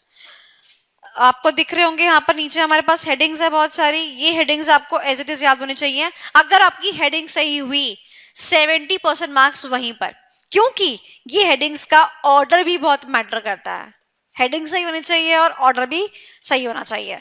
ओके, क्योंकि स्टेजेस हैं तो ये एक के बाद एक के बाद एक ही होंगे। चलिए क्या क्वेश्चन है? क्वेश्चन है how does CBS work properly, यानी कि जो आपका सीबीएस का सॉफ्टवेयर है आप कैसे इंश्योर करेंगे कि वो अच्छे से चले। How you are going to ensure that CBS software is going to work very properly? तो हमने कहा सबसे पहले तो सॉफ्टवेयर को अपडेट रखे चलिए ऑन अ रेगुलर बेसिस। क्या करिए? अपडेट करिए ऑन अ रेगुलर बेसिस। 99% बच्चा जो होगा वो ये वाला पॉइंट नहीं लिखेगा और अपने मार्क्स खोएगा। वो सीधा पता है क्या बोलता है, how does CBS work properly, सीधा ये आंसर यहां से चालू हो जाता है। ये जो मैंने फ्लो चार्ट बनाया ना ऊपर, ये फ्लो चार्ट वो नहीं बनाता, ना ही वो लिखता। तो आप ये ध्यान रखेंगे कि आप ये गलती ना करें। मैंने क्या बोला, सीबीएस सॉफ्टवेयर कैसे वर्क करेगा अच्छे तरीके से। तो हमने कहा सबसे पहले तो सीबीएस का सॉफ्टवेयर क्या करो, अपडेट करो time to time regular basis पर, कोई दिक्कत नहीं। दूसरा क्या बोला, सीबीएस को वेरियस स्टेजेस से गुजरना चाहिए, यानी कि जब भी आप किसी सीबीएस को यूज कर रहे हो तो ये वेरियस स्टेजेस से गुजर के तब जाके जो है बैंक के ऑब्जेक्टिव्स अचीव होंगे। यानी कि सीबीएस सॉफ्टवेयर जो आप अपने बैंक में लगा रहे हो वो ऐसे लगाओ, यानी कि वो आपको प्रोसेस दे रहा है of having a CBS software at your bank. बात समझ आई? तो पहला क्या है, सॉफ्टवेयर अगर है तो क्या करो, अपडेट कर दो। नहीं है तो कैसे अपने सॉफ्टवेयर को लेकर आओगे अपने बैंक्स के अंदर, उसके बारे में उसने various stages they the. Is that clear? तो वेरियस स्टेजेस में जरा स्टेजेस को काउंट करके बताना कितनी स्टेजेस हैं। बस 10 बस। चलो पहले मैं आपको समझा देती हूं, फिर आपको क्या सेकेंड पॉइंट दोबारा बताती हूँ। पहले मैं आपको समझा देती हूँ, फिर मैं आपको रटवा भी दूंगी सारे पॉइंट्स, 10 के 10 पॉइंट जेब के अंदर। ठीक है, ओके। वंश हमारे यहाँ पर सीबीएस को लेके उसने बोला, उसकी वर्किंग को लेके बात करी। उसने कहा कि अगर मेरे यहाँ पर सीबीएस है तो वो अच्छे से कैसे काम करे। तो हमने कहा उसको क्या करो, अपडेट करो। It should be up to date in the on the regular basis, time to time पे अपडेट करते रहो। और अगर हमारे पास सीबीएस नहीं है तो हम जब सीबीएस को लेके आएंगे तो वो वेरियस स्टेजेस से लेके आए, ये होना चाहिए। और हमें मेक श्योर करना चाहिए जो बैंक के ऑब्जेक्टिव्स हैं वो क्या हो रहे हो, अचीव हो रहे हो। So that way we can say that CBS is working properly. जैसे जब हम कार खरीदने के लिए जाते हैं तो हम स्टेजेस पे लेके जाते हैं ना, ऐसे करना, फिर ऐसे करना, फिर ऐसे करना, फिर पेपर चेक करना, फिर लोन का देखना, फिर इंश्योरेंस का देखना। तो ऐसी स्टेजेस हो रही है इसकी। Is that clear? चलो तो सबसे पहले क्या हुआ, प्लानिंग। क्या हुआ बेटा, प्लानिंग।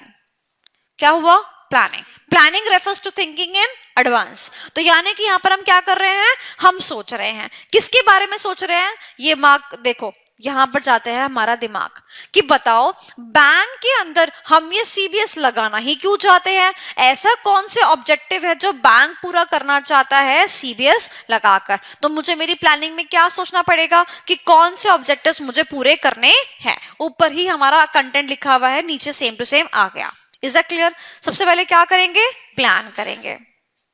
अब आपने प्लान कर लिया, अब मम्मी से परमिशन लेंगे, मम्मी मुझे गोवा जाना है, गोवा जाके मैं ये काम करने वाला हूँ, तो अप्रूवल आनी बहुत जरूरी है। बच्चा का गोवा के मन से बहुत हिल गया, बेटा तुम्हें अप्रूवल नहीं मिलेगी, तुम्हारा स्टेज यहीं खत्म है, ठीक है, तुम्हारा यहीं पे खत्म है stage. Okay, so we want to implement the CBS and क्या इस पे खर्चा नहीं आएगा, क्या इसमें मैनेजमेंट में चेंज नहीं आएगा, तो क्या यहाँ पे मैनेजमेंट से अप्रूवल की जरूरत नहीं है। सो पहले क्या किया हमने, प्लान किया, फिर क्या कर रहे हैं हम, अप्रूवल ले रहे हैं। क्या इतनी बात समझ आई? अब जो है बेटा अप्रूवल मिल गया, अब जो है कहा उसने, क्या कहा उसने, किसने कहा, बीओडी ने। BOD stands for board of directors. मैं यहाँ पे मैनेजमेंट वर्ड भी लिख सकती हूँ, मुझे कोई दिक्कत नहीं है। अब मान लो मुझे अप्रूवल मिल गया, नाउ आपको तो पता है ना कितने सारे सॉफ्टवेयर हैं, जरा की सॉफ्टवेयर बताना prominently available in the market, बताओ। क्या करना पड़ेगा, सेलेक्ट करना पड़ेगा।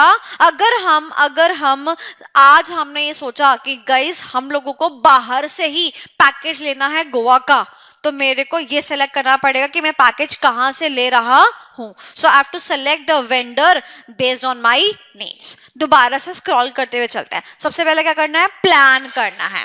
अब प्लानिंग हमने कर ली कि हाँ हमें गोवा जाना है, अब क्या करेंगे, मम्मी पापा से अप्रूवल लेंगे, taking approval from the board of the directors. उसके बाद सेलेक्ट करेंगे कि गोवा का जो टूर है वो कौन से वेंडर से मैं उठाऊं, जहां से मेरी नीड्स फुलफिल होगी मैं वहां से उठा लूंगी। Is that clear? वैसे कभी गए हो क्या पैकेज पे? नहीं, कोई बात नहीं, मैं सिर्फ जले में नमक छिड़क रही थी।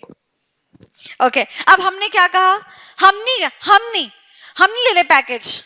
हम तो कभी कभी कोई दिमाग में भर देता है ना कि नहीं यार तुम अपने से ट्रिप करो, ज्यादा सस्ते में हो जाएगा, तुम अपने अकॉर्डिंग कर सकते हो। होता है ये चीज। सेम चीज क्या बैंक के सॉफ्टवेयर में नहीं हो सकता, तुम ही अपना आप करा लो इन हाउस, यानी कि इंटरनल। इन हाउस यानी कि इंटरनल, यानी कि इन हाउस इंटरनल चीजों के ऊपर, इंटरनल ही भी हम क्या करते हैं, अपने सॉफ्टवेयर को डेवलप करने की कोशिश करते हैं। और फिर ये डिसाइड कर लेते हैं बेसिकली बात में कि डेवलपमेंट के लिए भी प्रोक्योरमेंट तो करना ही पड़ेगा। डेवलपमेंट, अगर सोचो मुझे कोई सॉफ्टवेयर बनाना है, मान लो मुझे सीबीएस का सॉफ्टवेयर बनाना है, तो फेन फेनाका मेरे को किसी काम के नहीं लगते, मैं अपना सॉफ्टवेयर बनाऊंगी, तो क्या सॉफ्टवेयर बनाने के लिए चीजों को प्रोक्योर नहीं करना पड़ेगा, इनपुट्स चाहिए होंगे ना, तो हमने डेवलप करना है, ये सोचना पड़ेगा। एंड उस डेवलपमेंट के लिए भी मेरे को क्या करना पड़ेगा, बहुत सारी चीजें प्रोक्योर करनी पड़ेंगी, ठीक है। बट उसके बाद क्या समझ में आएगा बैंक को कि भैया बेटर क्या है कि मैं जो हूं क्या कर लूं, इसको इन हाउस की जगह इसको प्रोक्योर ही कर लो। तो बेसिकली यहाँ पे ना भिड़त चल रही है। जैसे accounting standard, I guess it is 19 और 18, लीजिंग 19। सो लीजिंग में हम ये डिसाइड करते हैं ना कि हम प्रॉपर्टी को परचेज कर ले या लीज पे ले, करते हैं। बस सेम चीज तो यही होगी ना, हम उस सॉफ्टवेयर को इन हाउस डेवलप करें या प्रोक्योर कर ले, ये झगड़ा चलता रहेगा। Is that clear? दोबारा से, सबसे पहले क्या किया अपन ने, प्लान किया, फिर जाके किससे ली अप्रूवल, किससे, बोर्ड ऑफ डायरेक्टर्स से। फिर हमने क्या किया, सिलेक्शन, कि हम ये वाला करेंगे। बट कोई दिमाग में भर सकता है कि नहीं ऐसा कर लो, ऐसा कर लो। अब एनालाइज करेंगे कि हमारे को डेवलप करना है या प्रोक्योर करना है। चाहे हम डेवलप करें, चाहे हम प्रोक्योर करें, चाहे हम डेवलप करें, चाहे हम प्रोक्योर करें, उस चीज को इंप्लीमेंट करने से पहले उस सॉफ्टवेयर को क्या करेंगे, टेस्ट करेंगे। सो इंप्लीमेंटेशन से पहले क्या आ गया, टेस्टिंग ऑफ एनी सॉफ्टवेयर, कि ये सॉफ्टवेयर मेरे यहाँ पे कैसे काम करेगा, तो मैं क्या करूंगी, उसकी टेस्टिंग करूंगी। आंखें बंद करो फटाफट से। सबसे पहले क्या किया, प्लान किया, उसके बाद क्या ली, अप्रूवल, किससे ली, वेरी गुड। फिर क्या करेंगे, बहुत सारे सॉफ्टवेयर अवेलेबल है, आउट ऑफ दो सॉफ्टवेयर हम क्या करेंगे, वेंडर को चूज करेंगे किससे हमें सॉफ्टवेयर खरीदना है, कौन सा हमें सॉफ्टवेयर खरीदना है। बट हमारे दिमाग में कोई क्या डाल सकता है, in house, very good, in house और प्रोक्योरमेंट। जब हम इस बात की पुष्टिकरण कर लेंगे कि हमें इन हाउस चाहिए या प्रोक्योरमेंट हमें करना है, दोनों ही केस में फिर हम क्या करेंगे, इंप्लीमेंट करने से पहले टेस्टिंग। आंखें खोल लो, तो आपने क्या करी, टेस्टिंग करी। अब ना मैंने बच्चों की ना कॉपीज चेक करी, बच्चों ने रटा हुआ था, टेस्टिंग जो है इंप्लीमेंटेशन के बाद लिखा हुआ है। आप मुझे बताओ, मैं बच्चों को काट के जीरो ना दूं तो क्या करूं, स्टेजेस है ना, तो 1 बाय 1 ऐसे होनी चाहिए ना। तो अगर आपकी एक भी स्टेज हिल गई ना, आपको काट के जीरो मिलेगा एग्जाम के पॉइंट ऑफ व्यू से। ये मत सोचना कि इसमें स्टेप मार्किंग हो जाएगी, इसीलिए आपको स्टेजेस के रूप में याद करा रहे हो. Is that clear? चलो, तो testing, it should be tested before it is live. कोई दिक्कत? चलो इंप्लीमेंटेशन के लिए पढ़ लेते हैं. It must be implemented as per the predefined plan. यानी कि इसका जो कनेक्शन है किसके साथ है? प्लानिंग के साथ. और प्लानिंग का कनेक्शन ऑब्जेक्टिव के साथ है. बात समझ आई? कोई दिक्कत?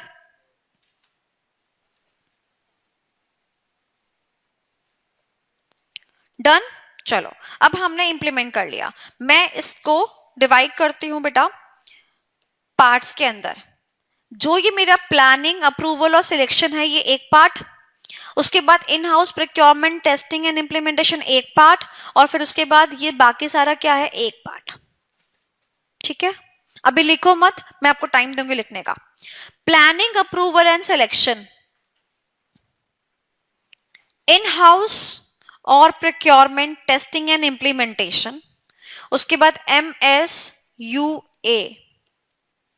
ठीक है, यहां पर अब हमें जाना है इंप्लीमेंटेशन के बाद MSUA पे. यानी कि अब हम आगे सुनना, अब हम जब आगे बात करने वाले हैं, मैं आपसे क्वेश्चन पूछती हूँ, क्या मैं CBS इंप्लीमेंट कर चुकी हूं? ठीक है, अब जब इंप्लीमेंट कर चुकी हूं तो जिस प्रकार से कोई भी स्कूटी पेट्रोल लाने के बाद भी मेंटेनेंस मांगती है, तो क्या सॉफ्टवेयर भी मेंटेनेंस मांगेगा? डेफिनेटली मांगेगा. So it has to be maintained as per the need. यानी कि bugs are to be fixed. Bugs यानी कि एरर्स. मेंटेनेंस का मतलब क्या होता है? सॉफ्टवेयर की बग्स को निकाल देना. कोई अपडेशन अगर आइए लगता है कि इसको करने से ये चीज सही हो जाएगी तो वो कर देना. तो क्या मुझे इंप्लीमेंटेशन के बाद मेंटेनेंस की जरूरत नहीं पड़ेगी? बिल्कुल पड़ेगी. घर में भी ऐसे ही होता है, घर खरीद लिया बट उसको मेंटेनेंस की जरूरत पड़ती है. उसके बाद अब क्या है? Support. CBS must be supported by whom? By whom? CBS किससे सपोर्ट में, किसका सपोर्ट मुझे ऑल टाइम मिलते रहना चाहिए? बताओ, सोच के बताओ.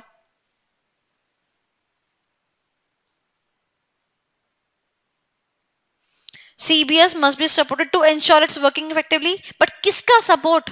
पंजाबी में क्या बोलते हैं? किसकी को? केड़ा सपोर्ट? बताओ बताओ, किसका सपोर्ट? वेंडर. हम दोनों साथ में बोला वेंडर का सपोर्ट. सोचो मैं एक्स सॉफ्टवेयर पे काम कर रही हूं और वेंडर अपनी दुकान बंद करके ले गया, खत्म, वो सॉफ्टवेयर की एग्जिस्टेंस खत्म. क्या मैं काम कर पाऊंगी? नहीं. इसीलिए मुझे हरदम क्या चाहिए होगा? वेंडर का सपोर्ट. जो सॉफ्टवेयर में इंप्लीमेंट कर चुकी हूं वो सॉफ्टवेयर आगे तक मेरा साथ दे रहा है, that is a vendor support. तो मैं मेंटेन करती रहूंगी, वेंडर से उसका सपोर्ट मांगती रहूंगी कि भैया देख मैंने अपने यहाँ पर टैली इंप्लीमेंट कर लिया है, अब मैं अपने अकाउंट जो है टैली के अंदर बनाती हूँ, मुझे क्या चाहिए? तेरा सपोर्ट चाहिए. आपको पता है रिटर्न्स भरने के लिए भी क्या होते हैं? Various software are there. Income tax की रिटर्न हो गई, TDS की रिटर्न हो गई, GST की रिटर्न हो गई, इनके लिए भी कितने सारे सॉफ्टवेयर हैं. अब मान लो आप वर्क कर रहे हो एक्स सॉफ्टवेयर पे, सारा डेटा एक्स सॉफ्टवेयर के ऊपर, डेटाबेस बना उस एक्स सॉफ्टवेयर के हिसाब से. अगर वो बंदा वेंडर जो है अपना सपोर्ट खींच ले, ओके आज से ये सॉफ्टवेयर बंद, या फिर नेक्स्ट 3 इयर्स के बाद ये सॉफ्टवेयर बंद, आप तो नीचे जमीन पे आ जाओगे ना. सोचो about a started accountant firm, वो क्या हो जाएगा? जमीन पे आ जाएगा कि नहीं आ जाएगा? So we have to make sure that the support is there all the time with us. Next is updation. अच्छा, जब सॉफ्टवेयर आ चुका है तो क्या उसकी अपडेशन, यानी कि पहले भी हमने अपडेशन की बात करी, अब हम फिर अपडेशन की बात कर रहे हैं. एक बार सॉफ्टवेयर आ गया फिर हम क्या कर रहे हैं? फिर से अपडेशन की बात कर रहे हैं. और लास्ट में याद रखना ऑडिट जो होगा वो लास्ट में होगा. ऑडिट का मतलब क्या है कि हमें देखना पड़ेगा कि क्या हमारे CBS सॉफ्टवेयर के ऊपर कंट्रोल्स लगे हुए हैं या नहीं. इस बात का क्या होगा? ऑडिट होगा टाइम टू टाइम. तो मुझे बताओ इंप्लीमेंट करने के बाद कौन सी 4 चीजें करनी है? सबसे पहले मेंटेनेंस का खर्चा, सपोर्ट चाहिए मेरे को, किससे? किससे? वेंडर से. अगर उसका सपोर्ट खत्म हो गया तो हमें लॉस हो सकता है. उसके बाद क्या होगा? टाइम टू टाइम अपडेट आते रहते तो अपडेट चाहिए होगा मेरे को. और लास्ट ऑडिट यानी कि कंट्रोल्स. ठीक है, आप नोट कर सकते हो।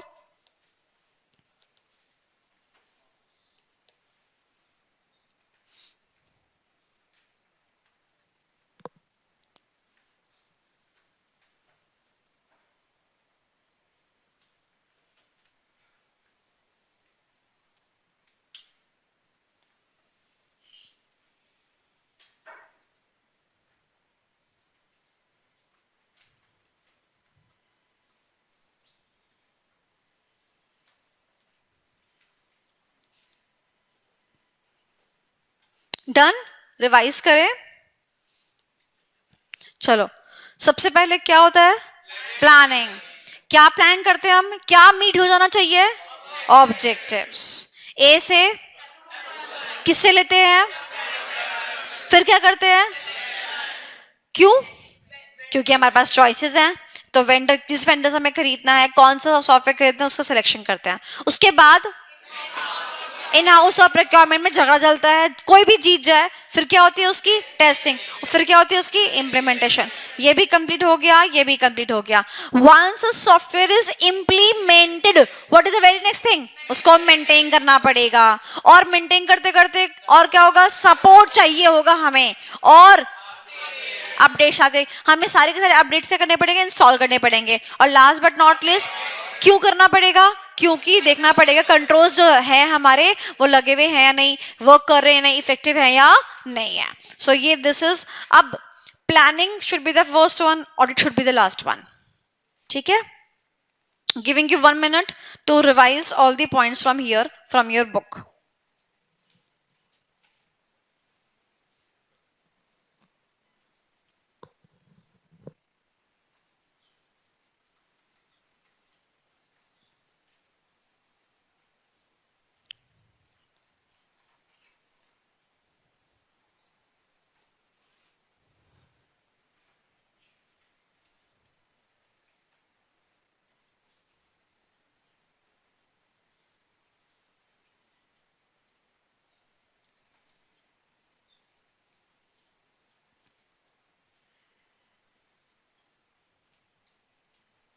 अपडेशन वाले पॉइंट पे लिखा है लाइक रेगुलेटरी रिक्वायरमेंट। इसका कोई एग्जांपल दे सकता है? या तो जब हमने सीबीएस का आर्किटेक्चर बिल्ड किया था, रेगुलेटरी कंप्लायंस करी थी। अब मान लो कोई लॉ ही चेंज हो गया, लॉ के अकॉर्डिंग आप जो है, लॉ ने बोला कि सेविंग्स बैंक पे कोई भी बैंक को फ्लैट 4% इंटरेस्ट देगा, तो क्या मेरे सॉफ्टवेयर में अपडेट नहीं आना चाहिए? बस यही बोला उसने। Done? Any point of discussion over here? जी बताइए।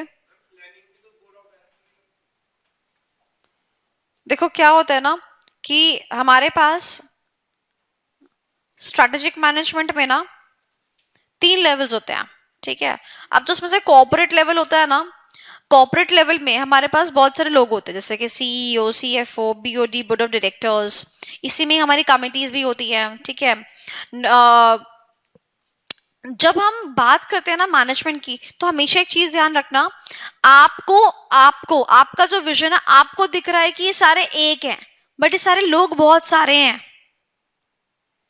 इस मेरे पास में 10 लोग हैं जो कॉर्पोरेट लेवल पे बैठे हुए हैं। ठीक है, और मैं कहती हूँ 10 में से कोई 2 इंसान थे ऐसे जिन्होंने कहा कि नहीं, हमें सीबीएस को लाना है। सोचा किसने? इन 2 ने। बट अप्रूवल जिससे चाहिए होगी वो तो बोर्ड ऑफ डायरेक्टर्स है। और बोर्ड ऑफ डायरेक्टर्स का मतलब क्या है कि might be possible for that incoming of this software we need a kind of voting over there in the BOD. तो वो वोटिंग वगैरह एक्सरसाइज करनी पड़ेगी, तब जाके अप्रूवल मिलता है। अब वो डिपेंड करता है रेजोल्यूशन कौन सा होगा, स्पेशल रेजोल्यूशन, जनरल रेजोल्यूशन, वो रेजोल्यूशन कौन सा को डिपेंड करता है। हो सकता है कि ये 2 भी इसी में ही पार्ट हो, बट अगर रेजोल्यूशन की बात आएगी तो हम बीओडी को एज अ होल लेके चलते हैं। That is the main thing. Is that clear? बात समझ आई? कोई दिक्कत? सो हमारे पास 3 टॉपिक्स हैं। 3 में से जो सबसे आखिरी वाला टॉपिक था वो हमने कंप्लीट कर लिया। Now we are heading for a break, उसके बाद चलेंगे आगे।